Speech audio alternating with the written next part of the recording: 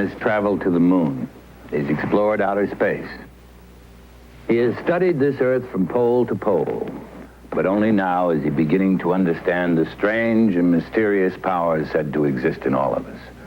Powers known as ESP, or extrasensory perceptions, or simply psychic powers from the Greek word psychikos, which means of the soul, spiritual. We have all heard of these powers, of men who can bend metal with the powers of their minds, of thoughts mentally transferred through the air, of thoughts even being photographed. We've heard of spirits walking, of ghosts talking. We've heard of prophets foretelling the future, of psychic investigators solving crimes, of people's spirits traveling out of their bodies, of reincarnation. We've heard about these things, and some have been skeptical. Skeptical but tantalized, intrigued by the possibilities. In this motion picture, we're going to examine these possibilities. Our camera teams have traveled around the world collecting the evidence. Great effort has been made to scrutinize this evidence to assure authenticity. We are going to examine firsthand if these phenomena are fact or fiction.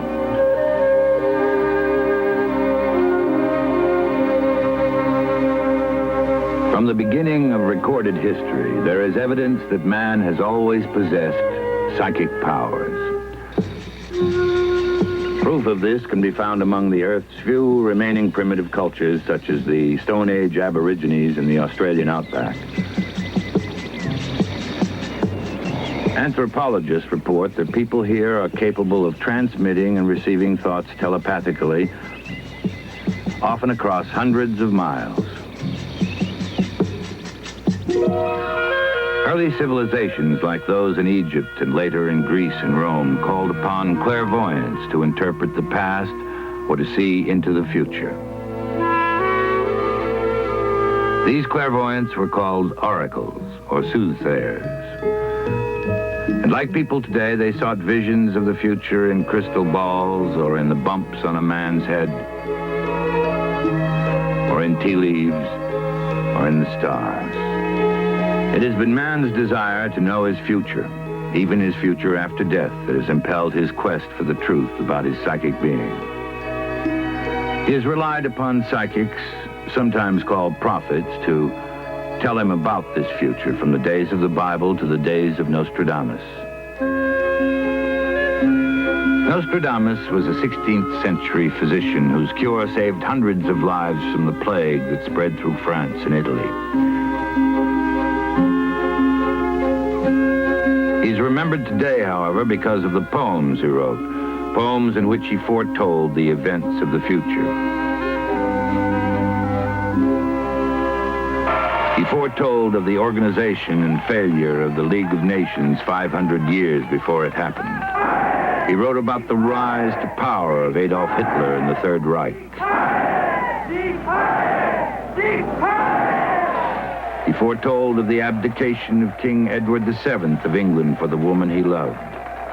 He predicted the atomic bomb.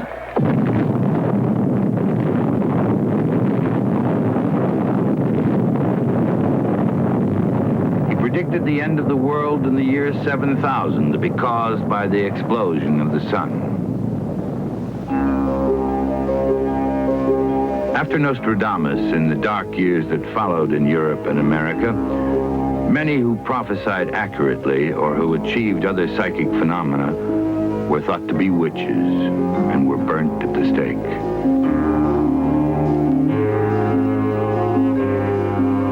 Then in 1848, when the Fox family of New York communicated with spirits, psychic investigations became respectable again.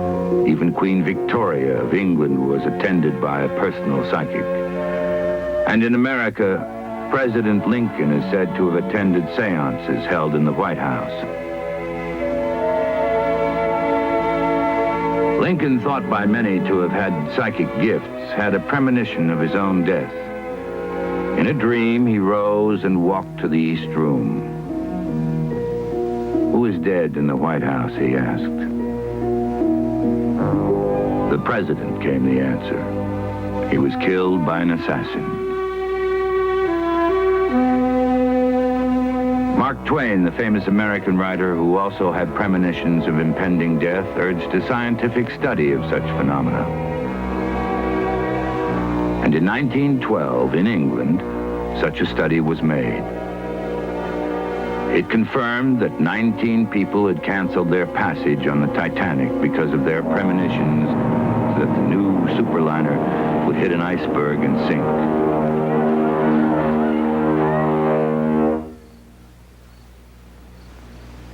Scientific study and documentation of psychic phenomena continues today in the age of Apollo, with telepathy experiments being conducted on flights to the moon.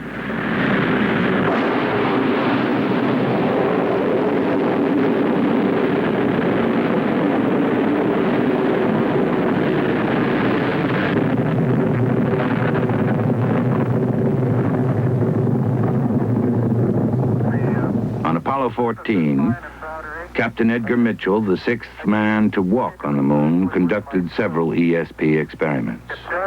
He reports that he successfully transmitted telepathic images back to 4 people on the Earth. Mitchell is now president of an organization committed to the study of psychic phenomena. I feel that the study of consciousness and the study of mind is offering enormous hope that we might, in the not-too-distant future, start to answer some of these ages-old questions. Psychic research, or psychical research, as it's more appropriately called, is one aspect of this. It is allowing us to demonstrate, using the tools of science, that there are faculties of man's mind that we have never understood as scientists. A very important set of faculties. There are many words going along with this: clairvoyance, precognition, ESP, telepathy, psychokinesis. These are things that we can demonstrate in the laboratory, and we can use the time-honored tools of science, of objective methodology, to investigate them. The science for studying psychic phenomena is called parapsychology, and its most preeminent practitioner is Dr. Joseph Rhine of Durham, North Carolina. Here in one of Dr. Rhine's seminal tests, pioneered in his lab at Duke University, a sender is trying to telepathically communicate the identity of the cards to a receiver. The series of cards is run hundreds of times to eliminate the possibility of chance. The results, sometimes averaging 18 correct answers per 25 cards, indicate that at least some people do have telepathic powers. 2. Oh, there's 2 right. Similar tests are used to confirm precognition, the ability to foretell the future. That's 1 right. 4. Here in a laboratory situation, the subject is attempting to foretell the future by predicting which numbers will come up as a result of a random tumbling of the dice. Right that time. 1. Hey, you got all 3 that time. This man, Jerry Termel of Lake San Marcos, California, does not predict which way the dice will fall. He has, under laboratory conditions, actually influenced their fall, moving them only with the power of his mind. We brought Jerry to this studio to see for ourselves if he can really influence the fall of the dice. Jerry, Dr. Landy will roll the dice. Now, you please call out the number you're going to force the dice to roll to. I'll call a 7, sir. 7. By concentrating on the number, Jerry, with the power of his mind, can control the movement of the dice, make the number 7 come up. And a 9.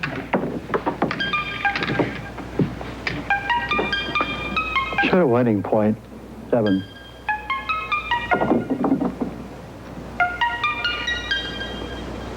Such controlling or moving of objects with mental energies alone is called psychokinesis. And Jerry has proven that he can successfully use this power 60% of the time, an average more than double that of chance.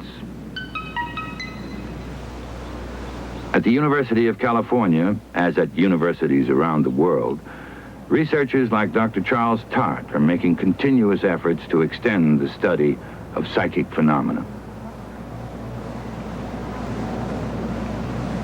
Here, Dr. Tart is attempting to send a number telepathically to the receiver in a second room. Dr. Tart is proving a new premise that extrasensory perceptions increase when the receiver can immediately see his success. In these tests, subjects hit with a greater frequency than before. At Maimonides Medical Center in Brooklyn, New York, new research is now being done in dream telepathy. While a receiver sleeps in another room, monitored by electronic brainwave machines, a sender concentrates on a target picture, trying to infiltrate his thoughts into the receiver's dreams. Michael, wake up. Can you tell me what's been going through your mind now? Yeah. I was at a circus and was laughing at a clown in a big red suit. He was making me laugh. He was very jolly. And he was holding these 3 big red balloons. And it was a holiday, either Christmas or the 4th of July. That's it. That's all I think. Okay, thank you. You can go back to sleep now. In the experiment that you just saw, Dr. Stanley Krippner.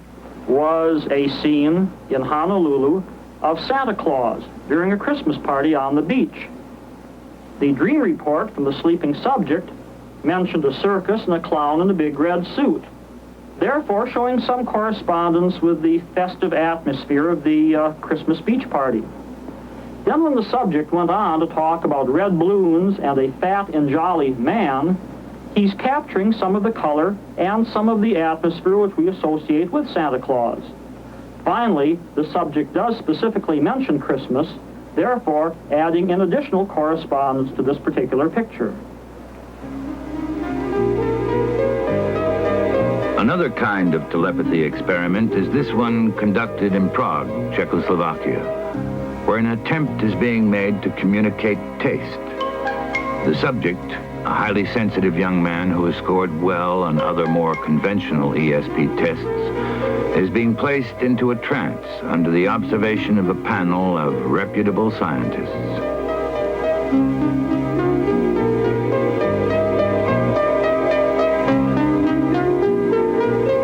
Once the subject or receiver is in the trance, a sender is chosen. He in turn selects an envelope which contains instructions as to which of several foods to taste. There is no way that the receiver can know who is going to taste what food until it actually happens. The sender, following the instructions, tastes pepper. Then, phenomenally, as recorded by the attending scientists, the subject actually tastes the same pepper.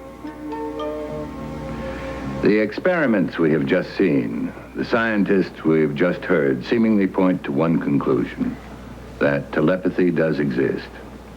But can we all transmit and receive thoughts without the use of our 5 senses? Let's find out. I'm with Dr. Edward Steiner, a parapsychologist who is about to test our telepathic powers. Dr. Steiner? This is a test that you and the members of the film audience can take to test your ESP powers. The test should indicate that deep down inside all of us, there are these strange and mysterious energies that we've been hearing about. All you have to do is concentrate. First, can you tell me which one of these 2 cards is the 2 of hearts? Now, this isn't a trick, so don't guess. Rather, just think. Try to receive my message because I know which one of these is the two of hearts. And I'm concentrating on it right now. That one, the one in your right hand. Good. Most of you sensed that this was the two of hearts, I'm sure. Now here's a harder test. Two of these fish were dead at the time these pictures were taken. Can you perceive life in one of these still photographs? Or can you read my thoughts and pick the picture of the living fish?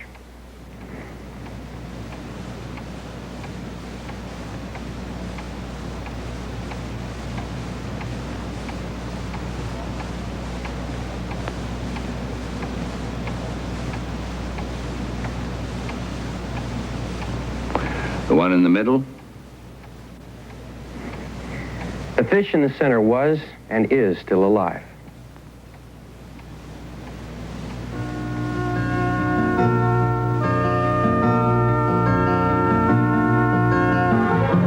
One of these two cars is red. The other is blue. Can you tell which one is red? The second one. Wrong. The perception of color by telepathy is usually a good indication of a subject's ESP capabilities. It is one of the most common tests used in laboratory situations. Now let's see how you do on this next one. One of these women is the mother of the young boy. Can you sense which of the three women is the mother?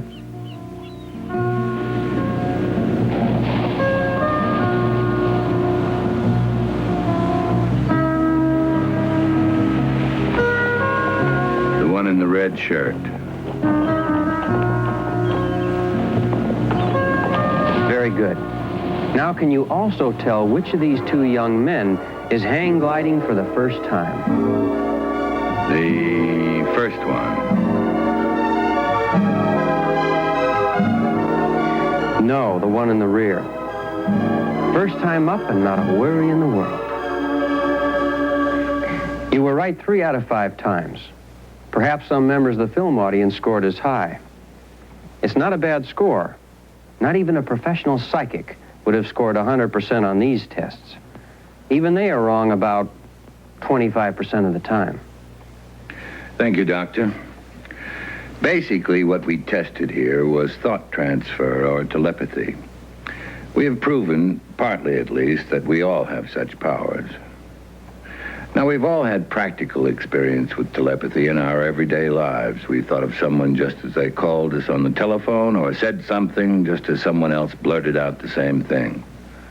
But sometimes telepathic communications occur in very dramatic situations, as it did with Diana Ryder of Illinois in 1975. Diana, age 27, is a secretary to a lawyer during the week, an amateur pilot on weekends.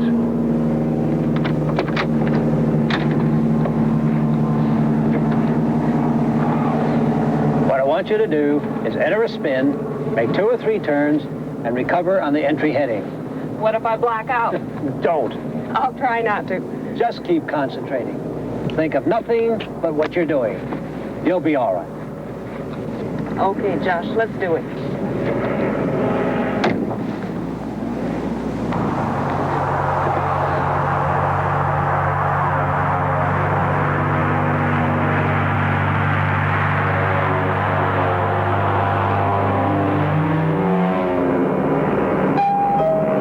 Nothing in Diana Ryder's past could prepare her for the experience she was about to encounter. She had never before voyaged into the world between, never before sensed the mystery of the supernormal. With her concentration on a single task, Diana had freed her mind and opened it to a telepathic communication, a message that threatened to erase her concern for the job at hand. All right, Diana. Level off at 6,000 feet. Diana? Diana? Champ 500, this is Josh. Do you read me? Diana? This is Jam 500. 500. I'm okay. Diana, if you're worried, don't do it. I'm okay. Diana had to fight whatever it was that was trying to take hold of her mind. Here goes nothing.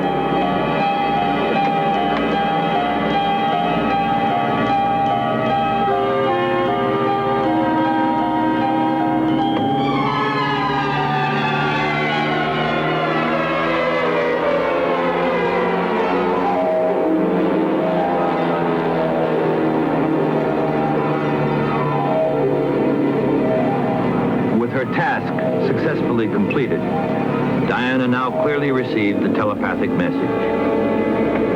My God. What she heard was a voice crying out for help, a voice so specific she could not disregard it. And something, not a voice, but something, compelled her to fly 70 miles to the northwest. That same something compelled her to land in an open field.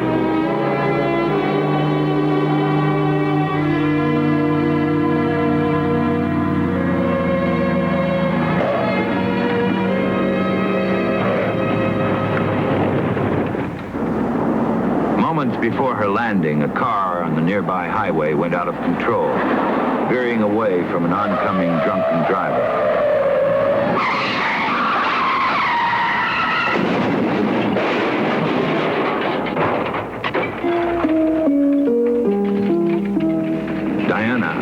Having landed nearby, was able to rescue the driver from a burning car.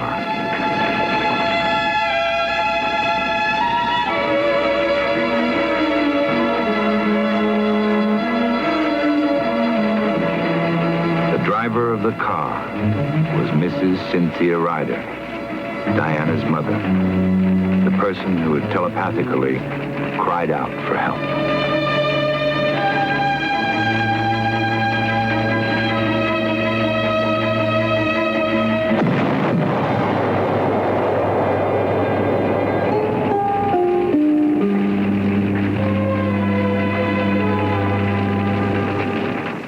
The phenomenon that most of us encounter is that of precognition, seeing the future.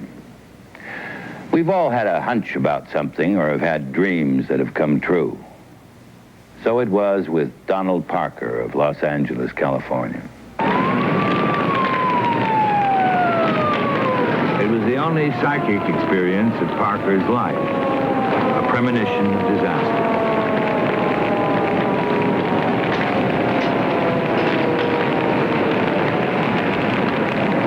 I went to bed about 10:30. There was nothing bothering me. I wasn't worried about anything. I fell asleep right away, but I kept waking up. I kept having this dream that my son's house was burning. At first, I thought it was my own, so I got up and looked around, but it was nothing. So I went back to bed. Finally, I could stand it no longer, so I got up, dressed, got in my car, and drove over here. It was 3 o'clock in the morning. I should have come over right away. It was just like I dreamed in the dream. The house, I mean, it's gone. Burnt to the ground. Well, thank God my son and his family are safe. Can heating premonitions avert disasters? In 1966 in Aberfan, Wales, 35 people had premonitions of a disaster that took the lives of 128 school children. They clearly saw before it happened a piece of a mountain slide away, crashing into the schoolyard below. Dr. J.C. Barker, a London psychiatrist, studied those who had had the premonitions. None of them were especially psychically gifted, yet all had seen the grim tragedy that was coming.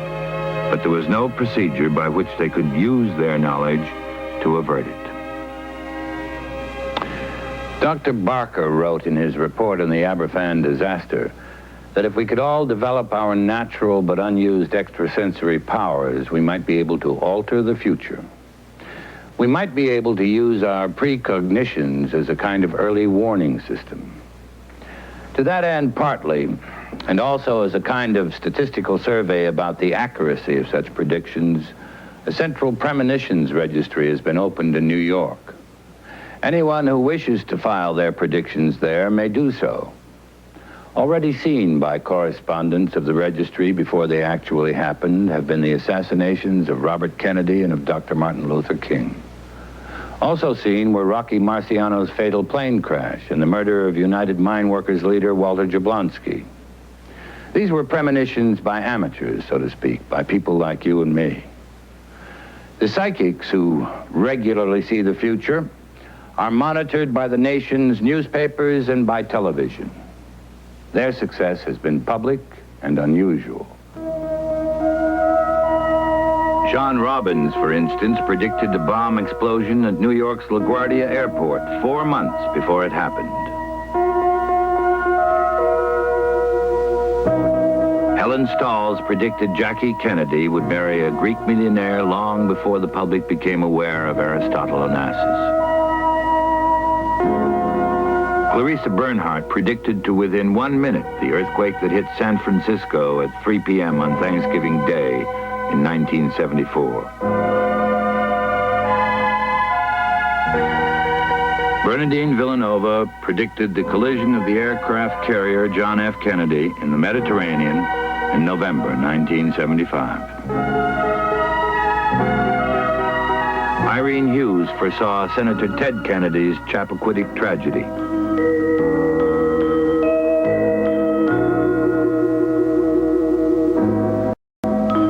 British psychic Simon Alexander predicted the exact week of President Nixon's resignation, long before anyone thought that event would take place.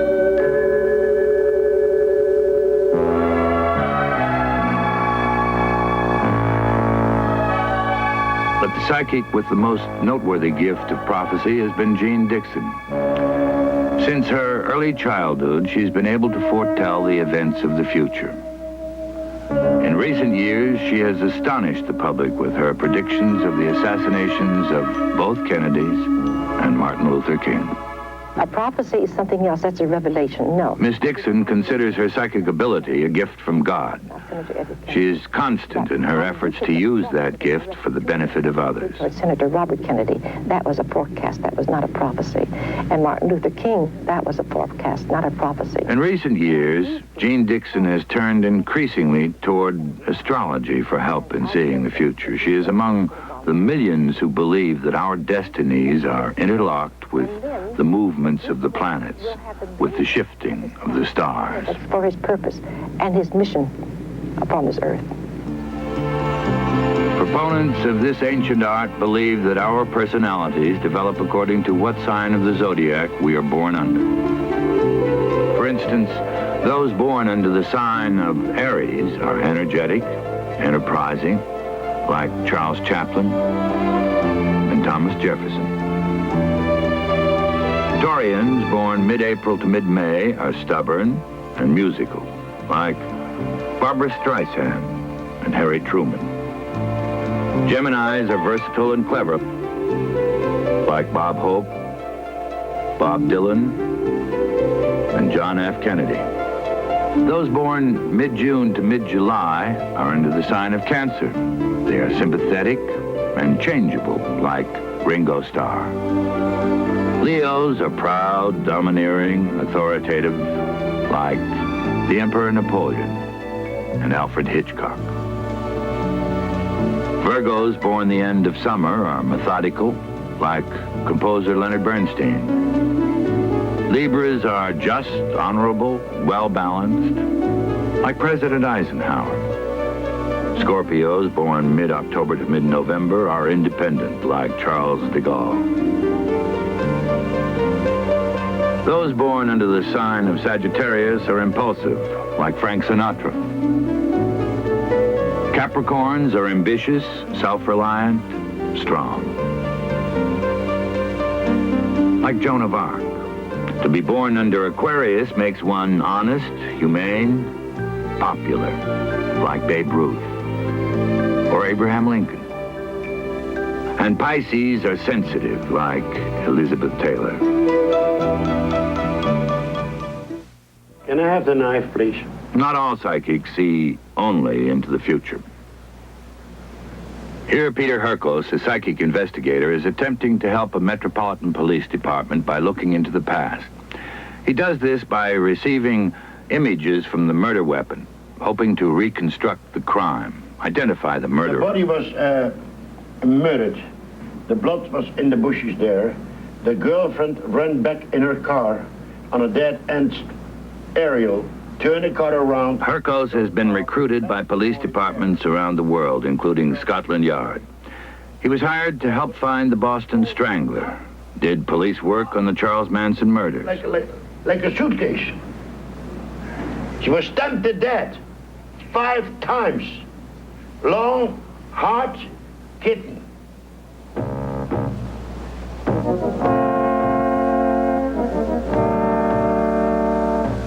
Herkos is not the only practitioner of this unusual profession. There are others, men and women working on all continents. We are now going to see close up how a psychic investigator works as we follow the step-by-step investigation of one murder I think case. it happened around here somewhere. May I have the photograph, please? For 6 months, the police in a California town were stumped by what had become known as the Pier murder. A 17-year-old girl had been found dead. The girl was about 22 or 23. I see her with long, dark hair. Maybe a little below shoulder length. Let's try it over here. By being able to psychometrize, that is, to read messages from an unseen photograph of the victim, the psychic investigator is able to tune in on the crime itself. She is able to locate the scene of the crime, describe and identify the victim. Annabella, that's the name. So far, so good. But we know all that already. She has to tell you what she sees as she sees it. There are no shortcuts. I wish I could be sure we weren't wasting our time. I feel a stab wound under my arm, down my side. There's no way she could know that. Nobody knows that. That was never released. What is she doing? Look at the photograph. At the position of the The psychic again senses information about the crime, how the body of the girl fell to the ground, how she was found.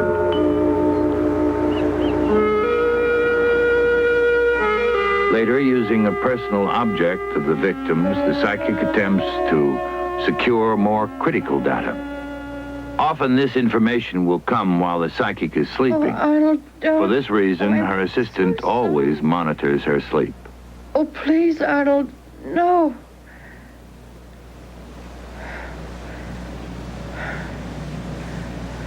I see her running. Oh, she's very frightened. She's running.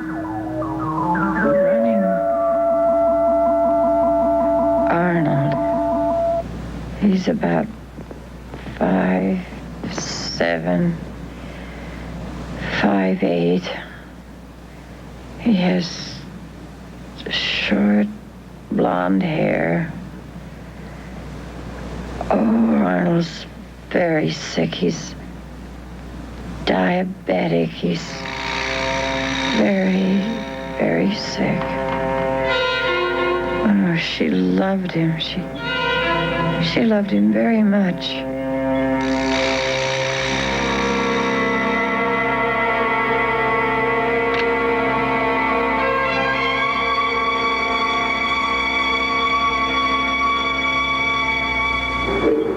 Gave her the ring. The information obtained during the psychic's dream is reported to the police. Not far away. He's not far away at all. That's when you woke up.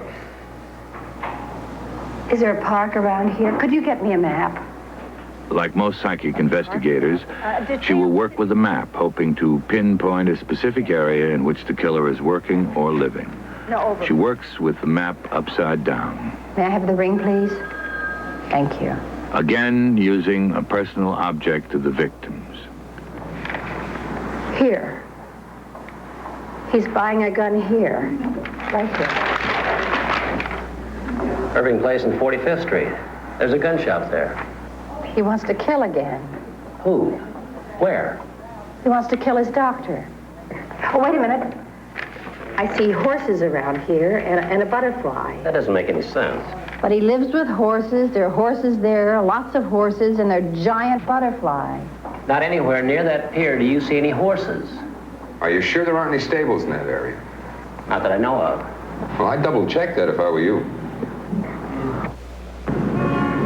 The images psychics receive are not always clear ones. Often they are fragmentary and need to be put together like the pieces of a jigsaw puzzle. In this instance, the giant butterfly the psychic had seen was part of a large, brightly colored wall painting. And the horses were the horses of a carousel. Listen, do you hear that music? At the carousel, those are the horses.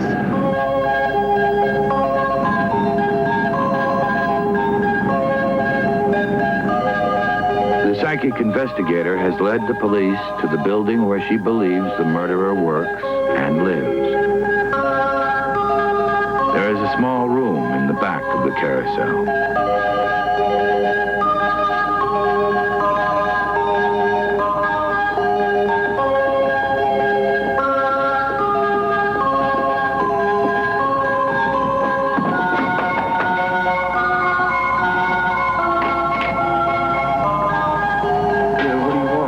We just want to talk to you.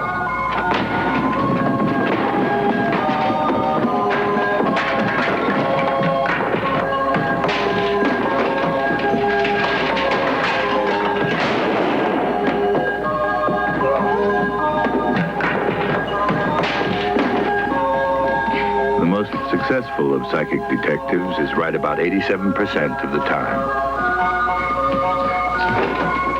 Arnold confessed and was convicted.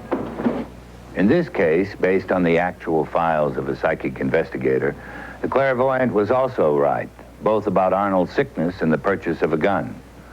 But she was wrong about one thing. Arnold said he did not want to kill his doctor.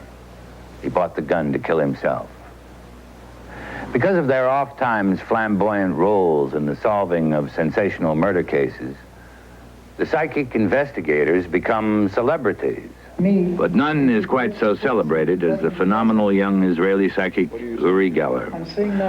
Geller's name has become a household word, made so by his renowned bending and breaking of silverware with his psychic energies. This is so heavy. Yes, it's happening. It's happening. Yes. Hold it up, you. Yes, that's nice. Yes, it's bad. Look, it's becoming there. Nothing big. You will break it.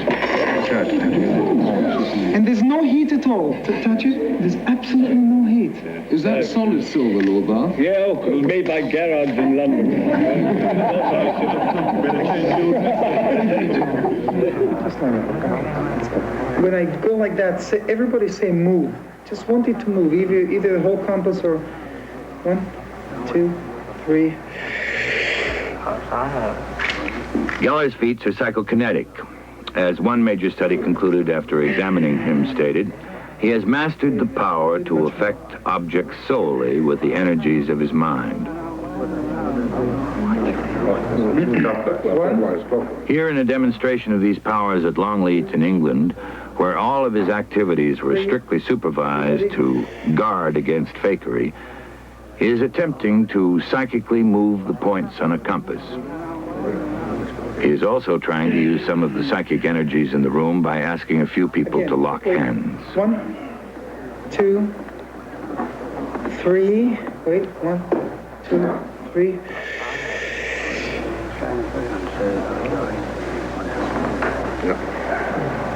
That was a great swing.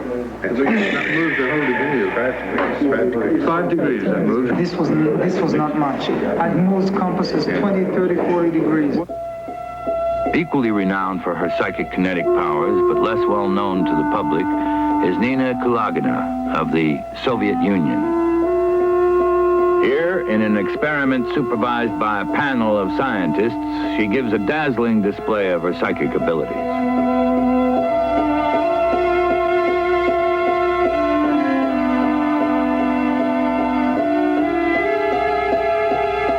The scientists have determined that Kulagine's heartbeat quickens to 240 beats a minute while she is performing the psychokinetic task. At the same time, electroencephalogram measurements show that the waves emanating from the back of her brain generate 12 times more voltage than a normal person's.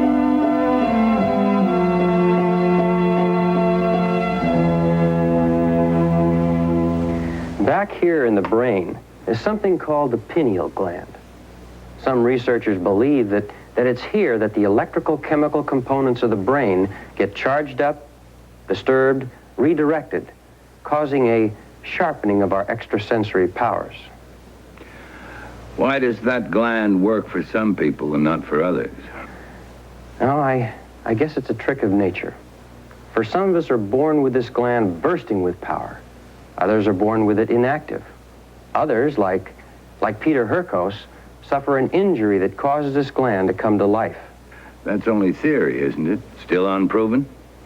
Yes, that's true. But what is proven is that we are made up of the same things as the stars. We are energy, like electricity. This energy pours out of us, sometimes against our will.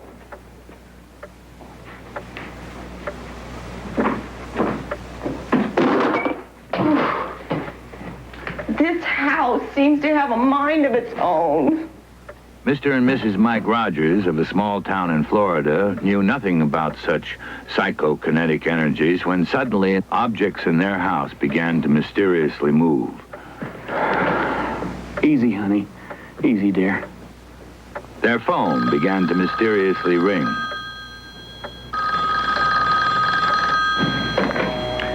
Hello? Hello? Hello? Third time tonight. There's no one there. They did not know then about the powers of human energy.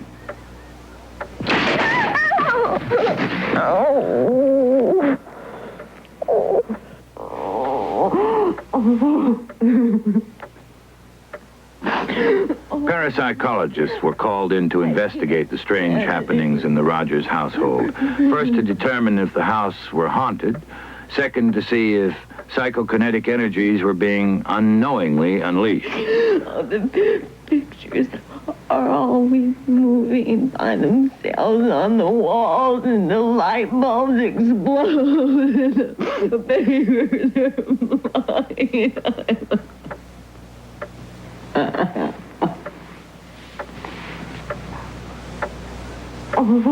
What they learned was that Mrs. Rogers was energizing things, moving them unconsciously with the power of her mind. Such psychokinetic powers are not as rare as they might seem. Children often unconsciously act out their hostility toward their parents in this manner.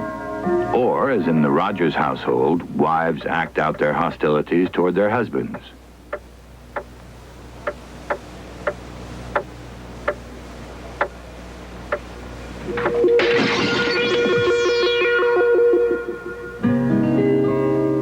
These powers also one day mysteriously abate, go away as strangely as they had once appeared. In Mrs. Rogers' case, she came to understand what was happening to her and resolved her problems with her husband, and today lives in a quiet, normal household.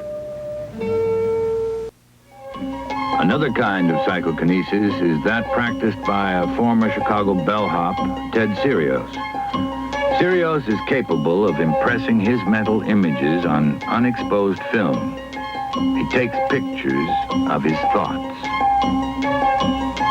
His feats have been performed under the supervision of a noted psychiatrist at the University of Colorado, Dr. Jewel Eisenbud. In this dazzling display of mind over matter, Sirios points a camera at his head and instead of getting a picture of his head, gets an image of the thoughts inside.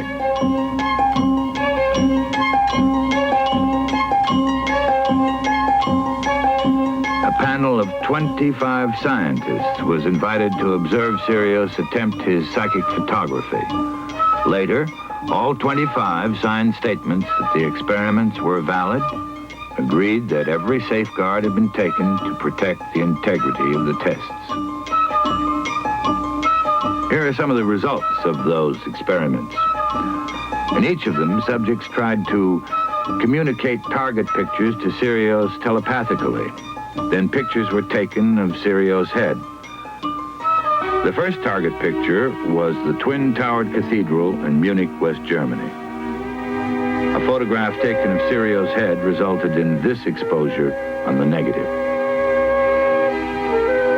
The target, a livery stable, and Sirios' mind photograph. Here the target was Trajan's column in Rome.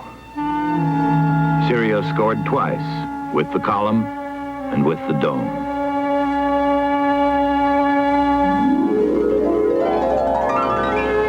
This photograph of a medieval town resulted in an obscure image.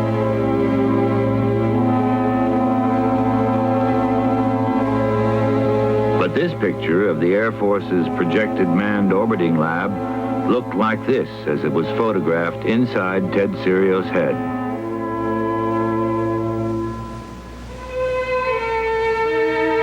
The work of psychics like Ted Sirios is now being chronicled and stored for research purposes, just as was the work of America's most revered psychic, the late Edgar Cayce.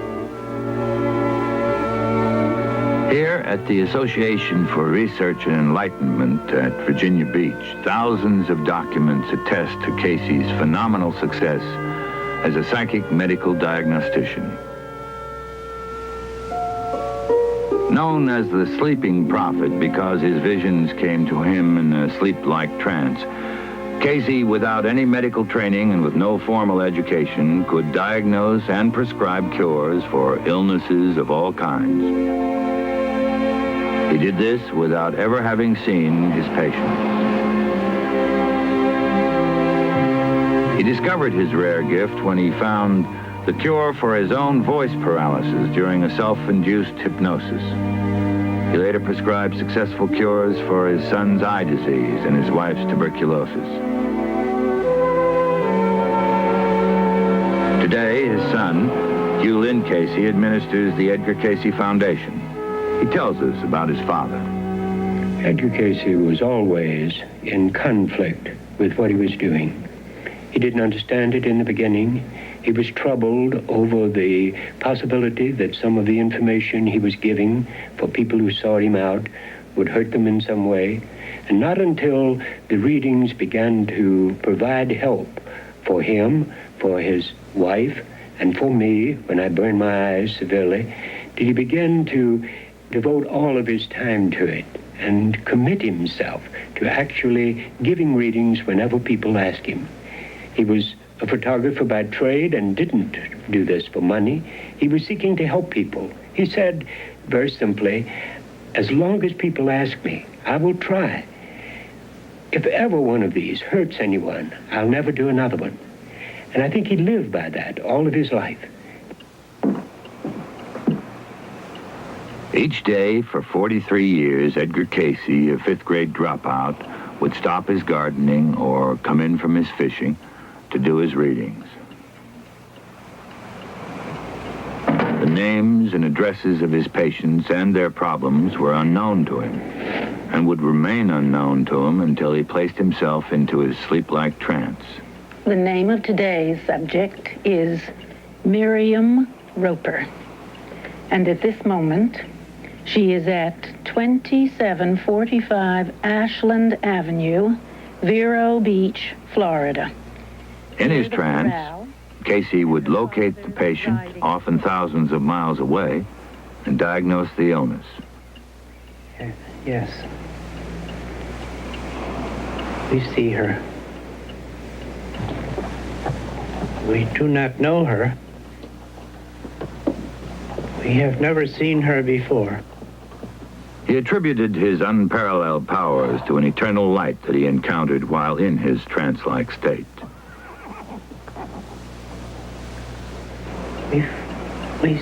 We find that this body is not very good, not correct in every respect. We find... In some cases, the sleeping prophet mentioned medicines unknown to modern science. Research would later show such medicines to have been ancient cures, long forgotten. Balanced metabolism. In the cerebrospinal system, we find there is something wrong with the... He believed that the center of the body was its nervous system and sought to treat that, often with home-style folk cures. To 16 ounces of water, add 1 ounce of dried wild ginseng root. He believed in healing the whole person, body, mind, and soul. And in 36 to 40... When Casey awoke, he remembered nothing of what had transpired during the we will trance. have a body Would not have understood it if we were told it. ready for question. The stenographic account was then mailed to the patient, and according to the records, in over 14,000 cases, the diagnosis and treatments were always correct. So it was with Miriam Roper.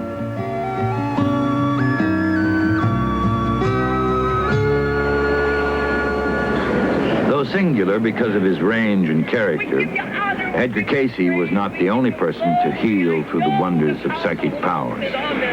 The late Catherine Kuhlman was one such healer.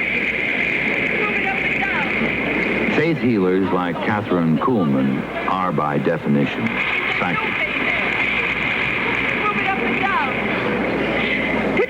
Put it up now. Swing that arm now to the heart again. Give her a great big... Parapsychologists say that they help the patients impose their own minds over their bodies.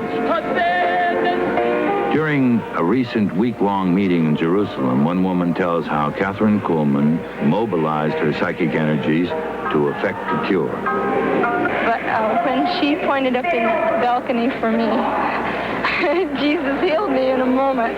And now what? No pain. I'm completely healed. And that was 2 days ago. 2 days ago, yes. Still with no pain. No pain whatsoever. No pain. Praise the Lord.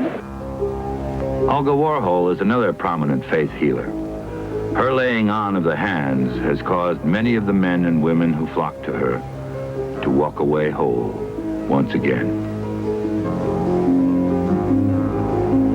To determine if there really is a healing energy flowing from Olga's hands, Sister N. Justice Smith, one of the nation's leading biochemists, has set up an experiment in her labs at Rosary Hill College in Buffalo, New York. Sister Smith hopes to determine if enzymes, the proteins which trigger chemical reactions within the human body, will be affected when held by Olga Warhol.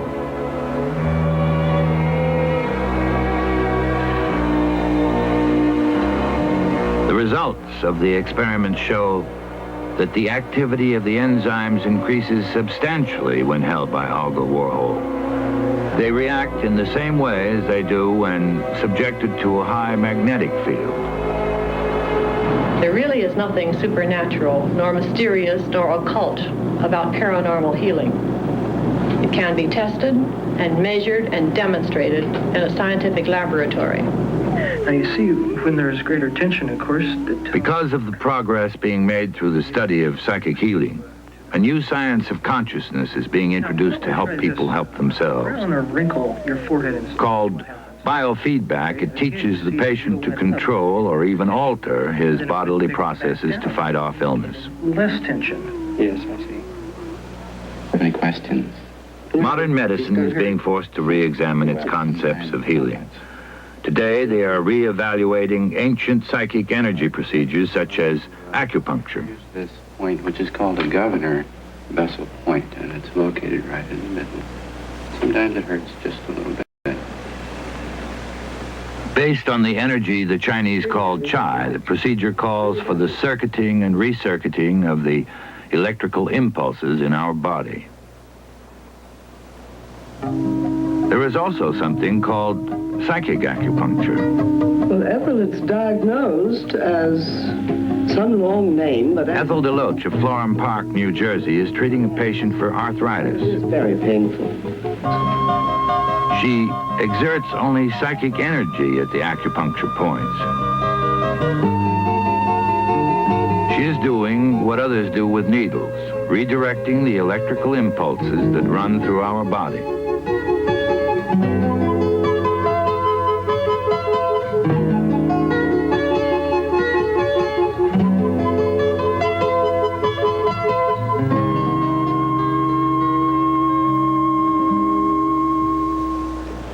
Took it away.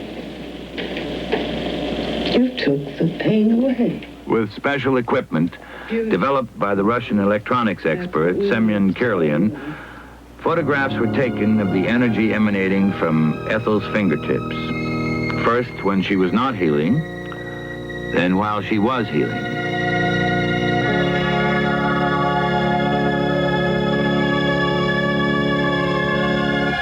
There is a dramatic change. Bright reds and oranges indicate something is happening in Ethel's hands.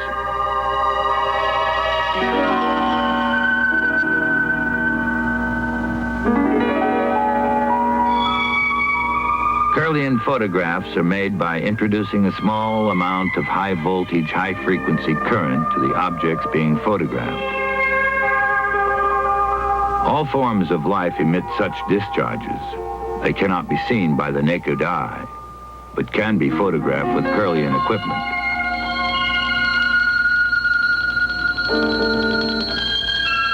These energies are sometimes described as auras, as our other bodies, or as the Russians call them, our bioplasmic bodies. Whether the high-voltage photograph taken of the corona discharge of a human hand is actually a picture of the aura that psychics say surround us all is still debatable.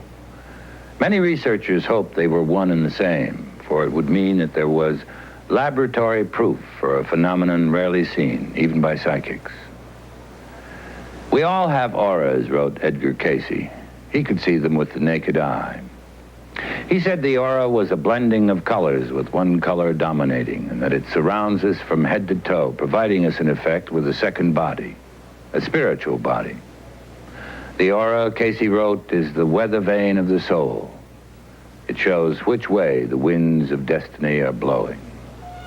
According to Cayce, a person whose aura is predominantly red is a person of force and vigor. Blue, he said, is the color of the spiritual-minded. Yellow is the color of healthy, happy individuals.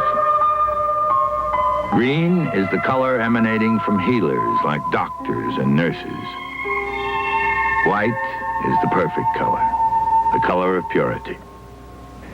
Are these auras part of our other body, what psychics call our astral body, or what a French astronomer once termed our fluid body, or what religion calls our soul? It is this side of ourselves that researchers today are most intensely studying.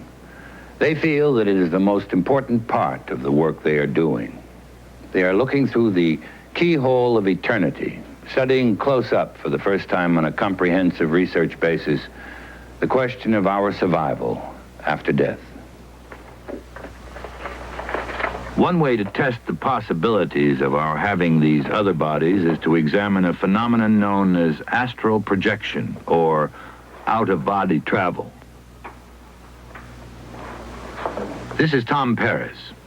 Under the supervision of Dr. Adrian Van Oker, he is about to attempt astral projection. He's going to try to will his other body, his astral body, to leave his physical body and to travel here, to see what I'm doing. Then he's going to return to his own body. Upon waking, to prove he has been here, he will report what he saw in this house. Tom Paris has never been in this house. He does not know what this room looks like. I will have energy. I will have energy. I am energy.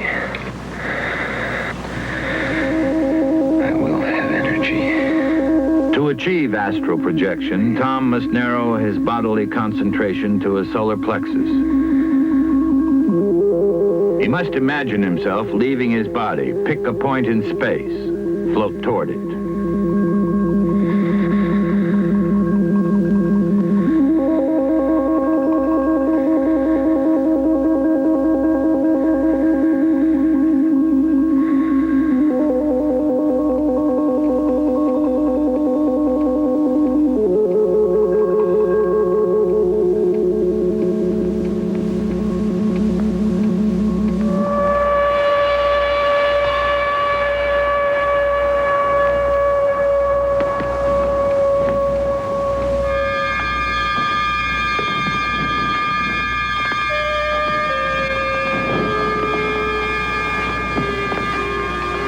Was Tom Paris here? Could he have been here? Let's find out. I describe it as being like a light, a spot of consciousness. It feels like light, like I was light. Can you describe what you saw? Yes, he was sitting on a green plaid couch by his fireplace. And as I entered the room, he seemed to feel a chill. He rubbed his arm and his shoulder. And he might have seen me because as I passed in front of him, well, between him and the fireplace, he looked stunned, kind of surprised. Then he got up and he started moving about the room. He has a Tahitian painting on his wall, and the book he was reading was an Agatha Christie mystery. What you have just seen actually happened at a controlled experiment held under the auspices of the Society for Psychic Research in Durham, North Carolina. It is something that is happening a great deal now as researchers test subjects who claim to have had out-of-body experiences. Some claim to have traveled great distances out of body, even to other planets. But more interesting are the spirit journeys taken by patients on deathbeds and by those who have survived after having been pronounced clinically dead. They tell of journeys to the other side, like Victor Solo of New York City. I remember a very powerful grid of energy. Solo was clinically dead for 28 minutes. He describes what he experienced during that time. Which I did not want to touch. I didn't want to get close to it. And I sort of had a very strong sense of resistance, but I was moving towards that grid with quite an irresistible force. I was quite reluctant to approach it, but I couldn't help it. And the moment I was in the grid, things changed in a very radical form. I think people do not die. I think you simply step from one room into another room, like you step from one dimension into another dimension. If we continue to exist after our physical bodies die, if there is another world on the other side, is it possible to communicate from one world to the other? One way of communicating between these two worlds is with the help of a medium at what is popularly known as a seance. Here in this room, under controlled circumstances, in full light, observed by our two cameras, the medium, Reverend Dorothy Vallis, is about to conduct a seance. All mediums claim contacts in the other world. Reverend Vallis contacts a doctor. Dr. Sarah speaking. Hello, Dr. Starr. Welcome. During this seance, two people will attempt to contact the spirits of friends who have only recently died. Yes, I recently had an acquaintance that crossed over, a girl. Gloria O'Mark. If you would like the name, I feel that that's probably the spirit that may have been trying to come through.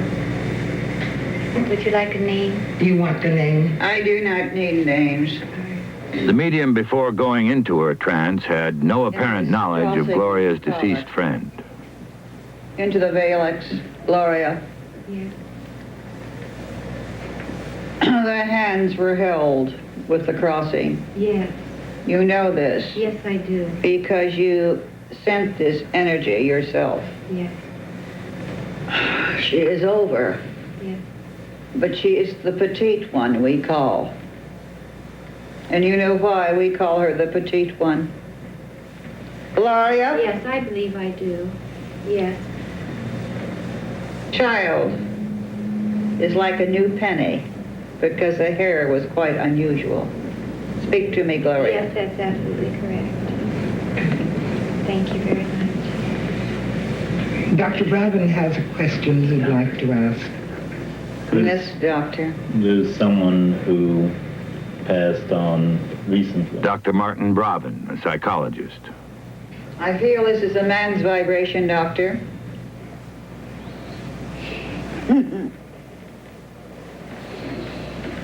I still have my sense of humor. Often the medium assumes the vocal patterns of the prospective spiritual contact. I was outspoken. And my language of earth at times wasn't very nice. Speak to me. Here the medium has struck a responsive note in those who knew the deceased. I'd like to say what I want to say. She will also come up with his name. But under conditions, I'm not going to. I'm learning. But I send strength to many. You know, they call me Belle. Mm-hmm. Yes? She adds to the evidence with an appropriate nickname. Many of them call me that. What's that? You know, I'm the old workhorse. Yes? But now... We asked the participants what they thought of the seance. Yes, I feel that Reverend Ballas did indeed reach a young woman, a friend of mine who has recently been in an accident. Her name was Fran Rowe. And the reason I felt like that is because she mentioned her hands being held down and the brightness of her hair. And she did indeed have golden hair. And the fact that she mentioned that they called her petite. Several months before the accident, she had lost a tremendous amount of weight. And the whole thing tied in. The information that she gave, including the name Bill, was right on. I found that as I was listening to her, I felt as though some communication was taking place. The presence of spirits and the levitation of tables at seances have often been exposed as tricks by many investigators, including the late Harry Houdini. The famous escape artist and magician attended seances around the world in hopes of contacting the spirit of his dead mother. He failed. However, he vowed that after his own death, he would make every effort to communicate a message from the other side.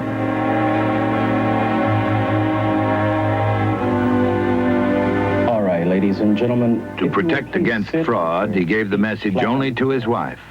She placed it in a vault. And hands touching.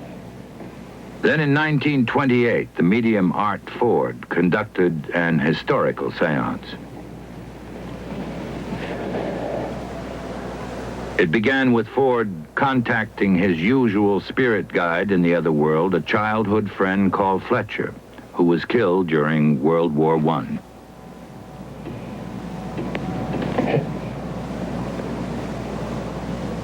There is a man here, Harry Houdini.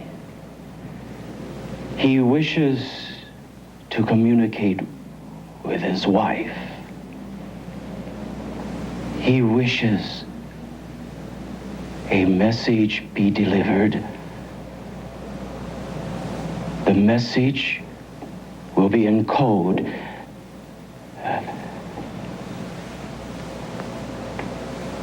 Roosevelt,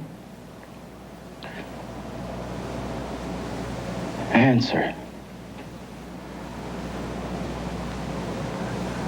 Tell. The code was that used by Houdini and his wife during their mental telepathy nightclub act, a code known only to the two of them.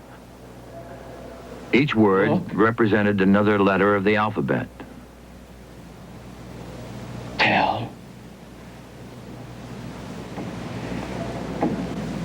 Answer, answer.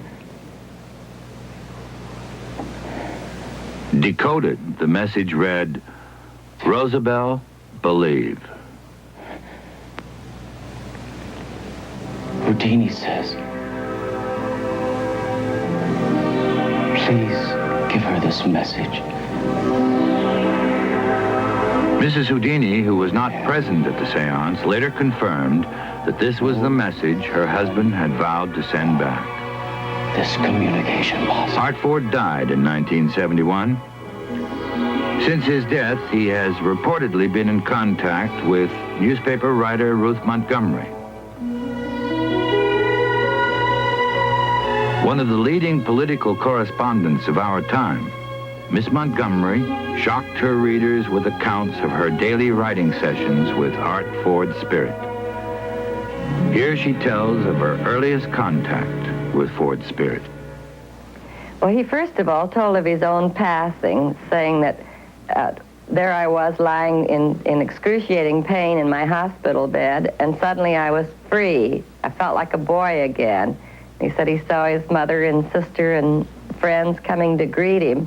And then he went on to tell about other souls over there and what they do and what it's like to be on the other side.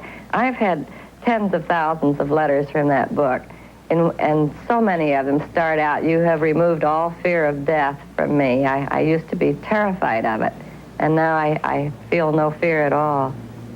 Well, I feel that, to me at least, it proves survival after death. There's no question in my mind anymore but what we survive as personalities, as individuals. These three men, father and sons, the Veilleux family of Waterville, Maine, advanced several photographs they have taken as additional proof of the survival of the spirit. Following instructions they claim to have received from spirits in the other world, they have taken pictures at appointed times and places.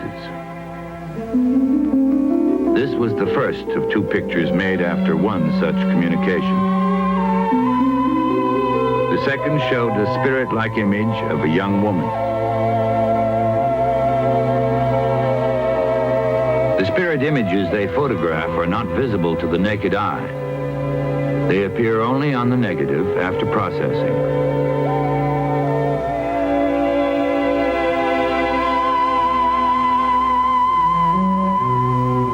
The Veilleux photographs are still not documented, but one picture has convinced many of their legitimacy.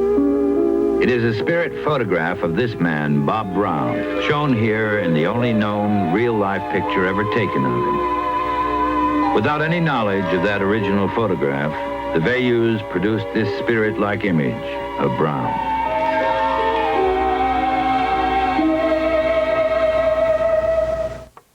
If you had heard people talking about spirits, about shadow bodies surviving death, you would have labeled the tales they told as ghost stories, fantasies to be read on a wintry night by a warm fire, something to enjoy or muse about on Halloween.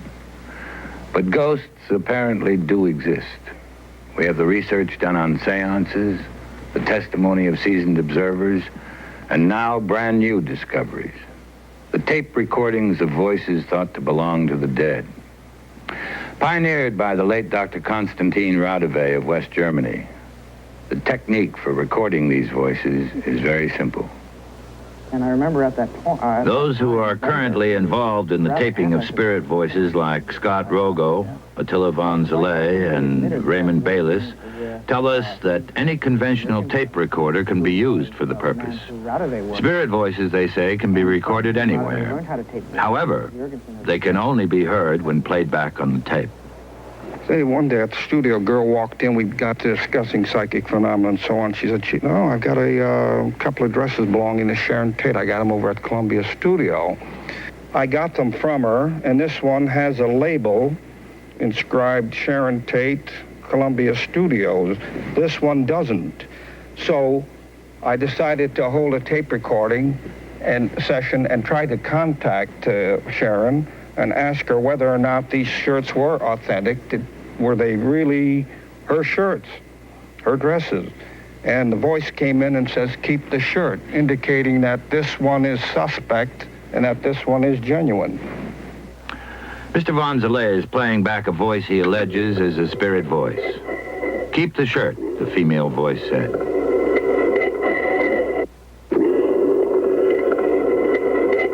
For study purposes, he has re-recorded it several times.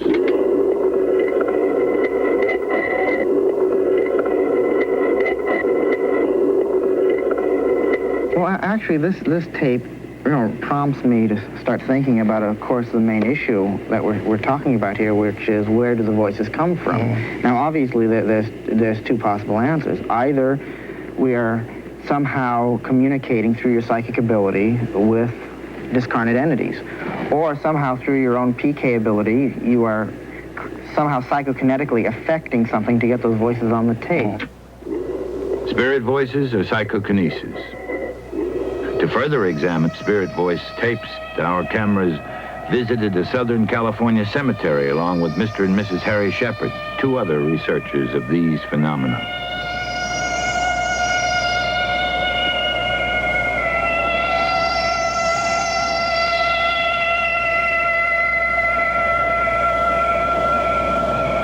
They are attempting to communicate with spirits still trapped on an earthly plane.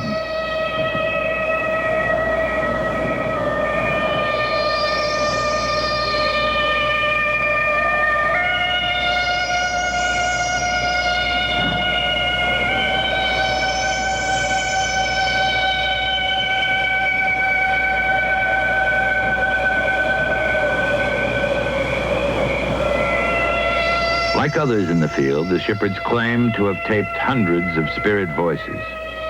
Here are only two of them, still undocumented. Recorded at a cemetery not unlike this one.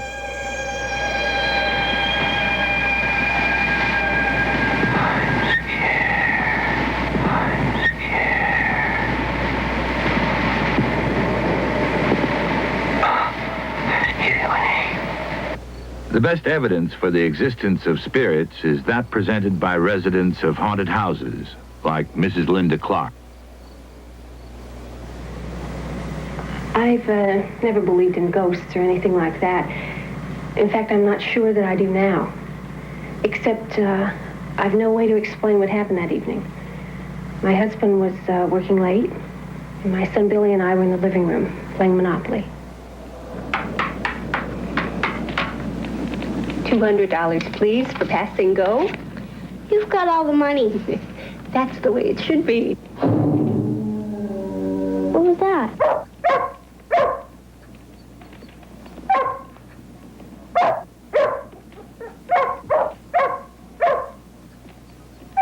Fred, come over here.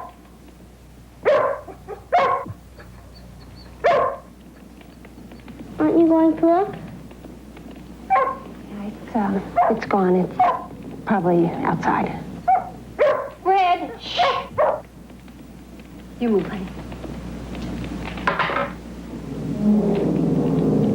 Mom, something out there.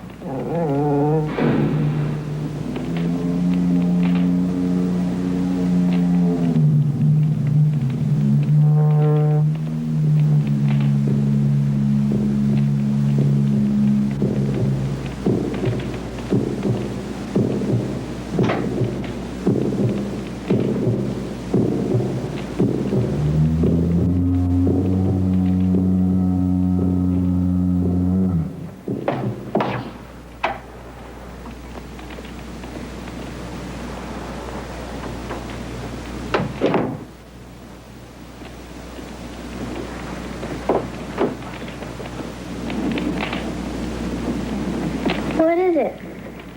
It's nothing, honey. Well, I still hear it.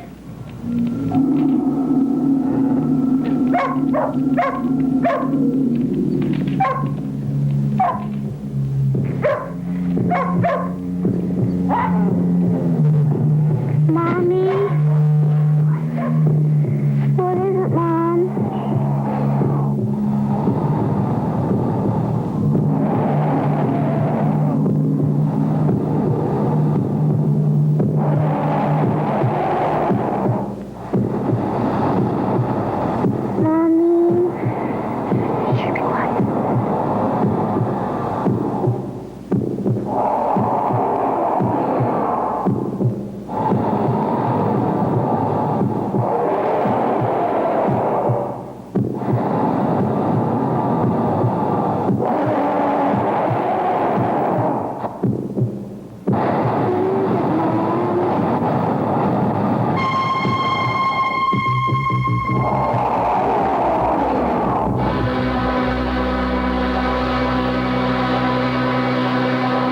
There are many reasons for a ghost to return. Sometimes not to haunt, but simply to communicate with loved ones still of this world. Others return to try to break free from a violent and emotional bond that keeps their spirits tied to a certain place. I'm at the United States Coast Guard Lighthouse at Point Vicente, California, south of Los Angeles. Several times in the last few years, members of the Coast Guard, young men with stable psychological profiles, have reported seeing the ghost of a young woman here. They've seen her above where the great light turns and below in the rocks near the crashing surf. There are many stories as to whom this spirit is and how and why she dwells here at Land's End.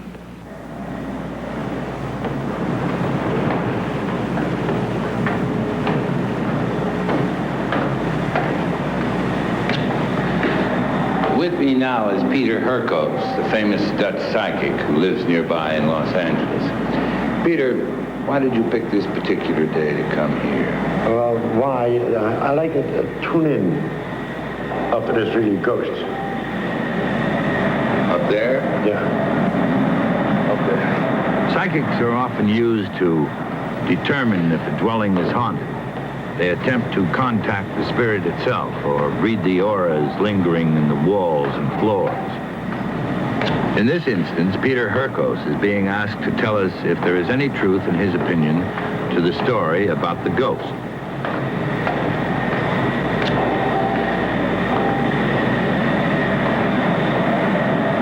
Raymond, what I feel, it's not a hoax, but it is a different story as anybody expect. I've picked up vibrations from around that tell you what the story is.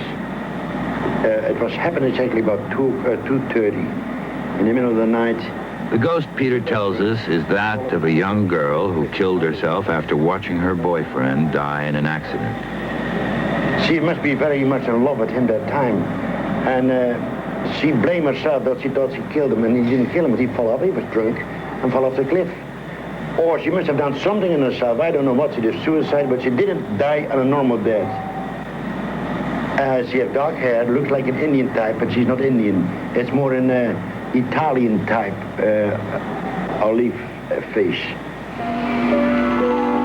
The girl's spirit, according to Mr. Herkos, returns each night at the time of her boyfriend's death.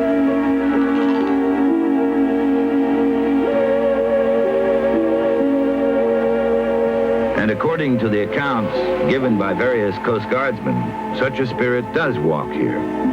She walks, they say, at the ghostly hour of 3 a.m.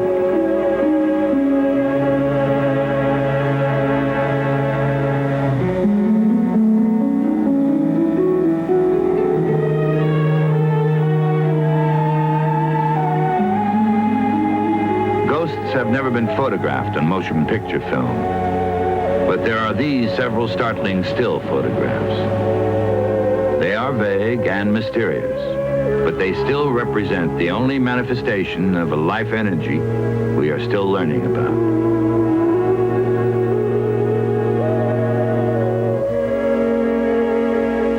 Spirits have been photographed in the great houses of Germany and at this church in England.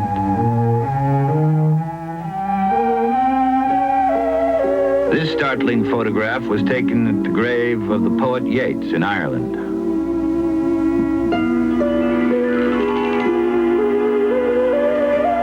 And this one at a cemetery in America.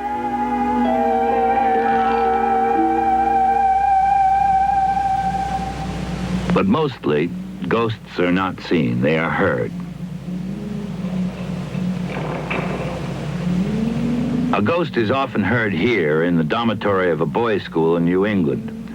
Converted from an old family mansion, the school is said to be haunted by the spirit of a young woman who died on her wedding day.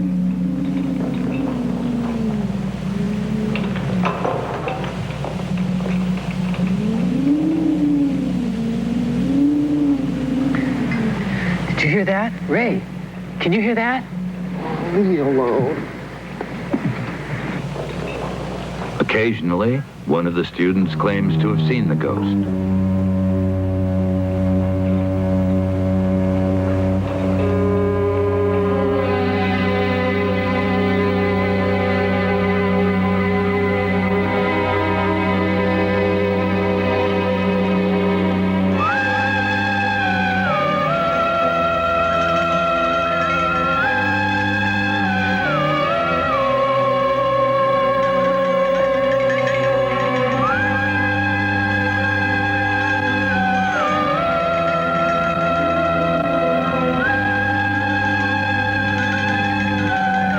Belief in ghosts is based on the premise that energy and matter cannot be destroyed, only transformed. The same premise supports the theory of reincarnation.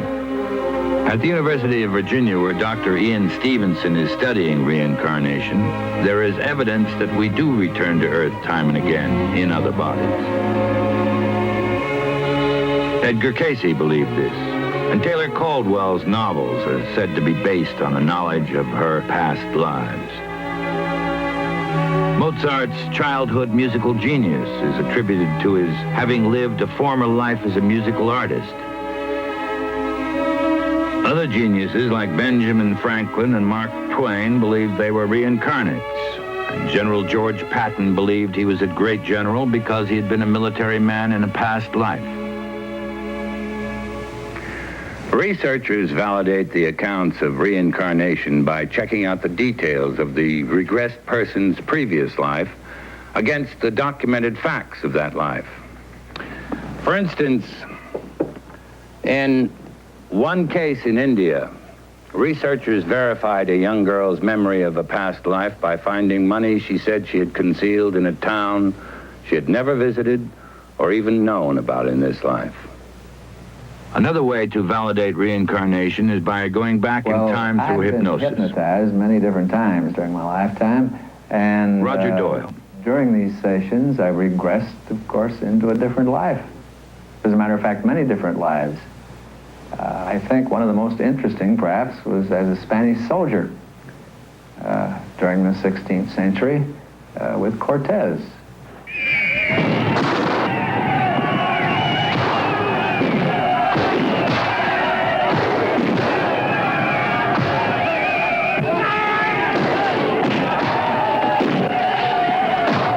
Knowledge of the Spanish conquistadors' conquest of Mexico, as remembered under hypnosis, was complete and detailed.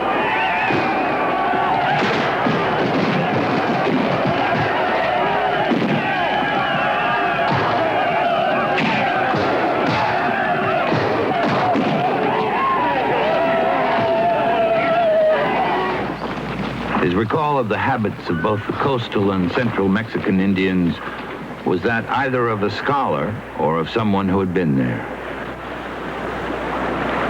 In another period of hypnosis and during regression, of course, I discovered that I had been killed.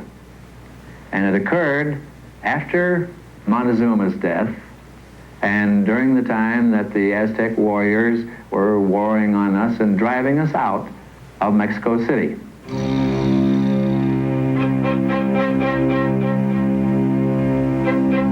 Fantasy, dream, or the product of a fertile imagination.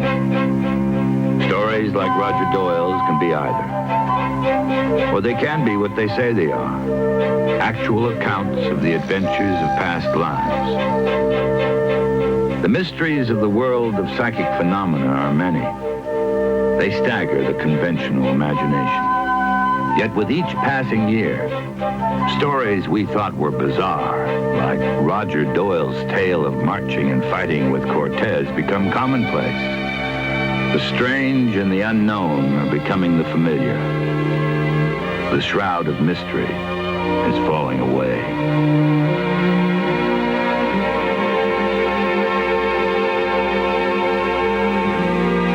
Acceptance of psychic phenomena is growing. Belief in it has grown as the evidence for it has grown. For many, this evidence is absolute proof that these psychic powers do exist. Most of the skeptics now agree that at least some of these strange and mysterious forces exist in all of us. Men of science now tell us that we are indeed different beings than we thought we were. We are, they say, psychic beings.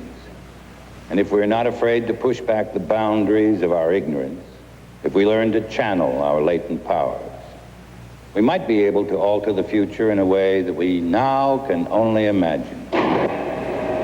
We might perhaps think of communicating across the great barren stretches of outer space using telepathy. We might even solve the mystery of time and teletransportation and move freely from planet to planet, galaxy to galaxy. We are indeed different beings than we thought we were. We are energy made of the same stuff as the stars. We are energy, and we are forever.